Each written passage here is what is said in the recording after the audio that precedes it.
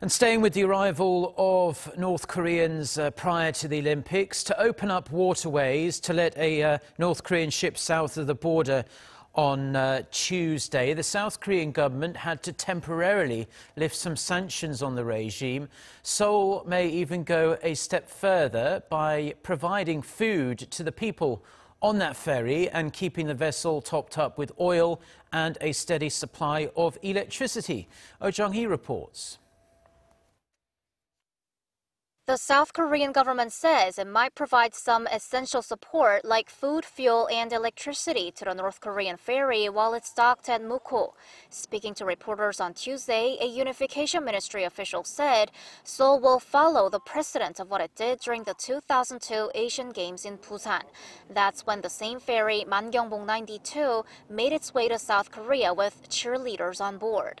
Experts say this will not violate international sanctions as long as the food isn't from America and the fuel is reported beforehand to the UN Security Council.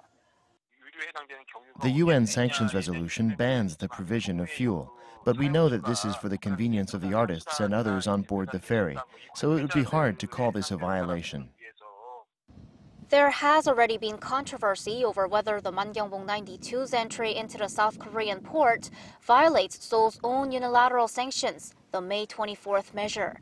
Adopted in 2010 after a North Korean submarine torpedoed and sank the South Korean warship Cheonan, the measure banned North Korean ships from entering South Korean waters.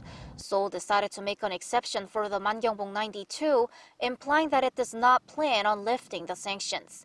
But experts think Pyongyang did have a reason to some extent for choosing a ferry this time. Maybe North Korean government wants to see how South Korean government would respond if they change the method of transportation to the Mangyongbong, because now they believe that South Korean government would not oppose even if North Korea changed their method of transportation, because they know that South Korean government wanted to continue the dialogue with the North Korea. South Korea's unification ministry explained that North Korea has not asked for material support and that nothing has been decided. It added that Seoul will closely cooperate with the international community to prevent any friction over perceived sanction violations. Jung-hee, Arirang News.